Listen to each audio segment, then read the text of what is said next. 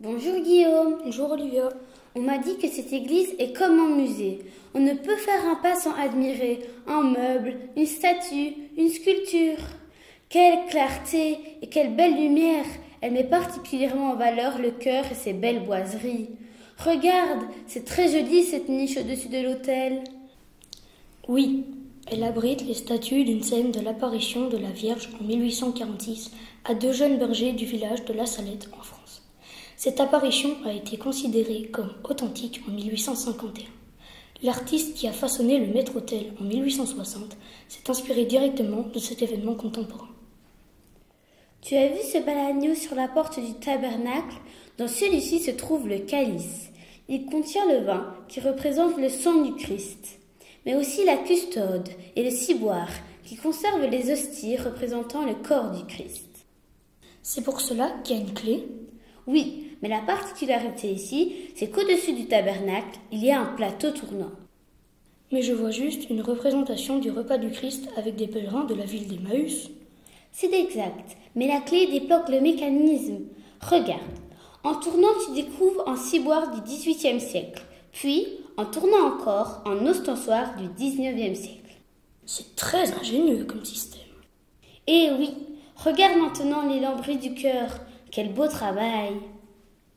Dans cette église, la majeure partie du mobilier est en chêne et a été réalisée par l'ébéniste Corneille Janssen dans la moitié du XIXe siècle. Il a réalisé aussi la chaire de vérité? Regarde, les personnages représentés sont les 4 évangélistes. C'est juste, il y a Luc, Marc, puis le Christ dans le globe terrestre, puis Jean et Matthieu sur la porte. Ces panneaux forment la cuve de la chaire où le prêtre s'installait autrefois pour sermonner les villageois. Et au-dessus, il y a l'abat-voix pour diriger le son vers le public.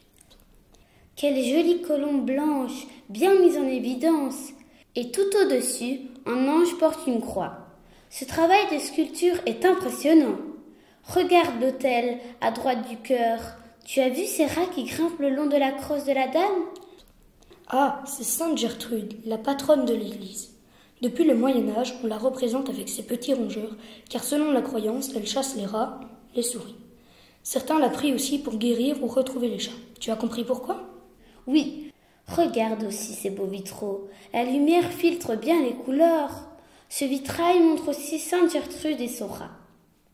Un autre vitrail montre l'héroïque Jeanne d'Arc. Il rend hommage à 3 villageois morts pendant la Première Guerre mondiale. J'ai vu leur nom sur le monument aux morts près du Club 80. Avant de partir, regarde encore les orgues qui fonctionnent toujours et datent de 1853. Ah, elles sont de la même époque que l'ensemble des boiseries que tu sembles bien aimer.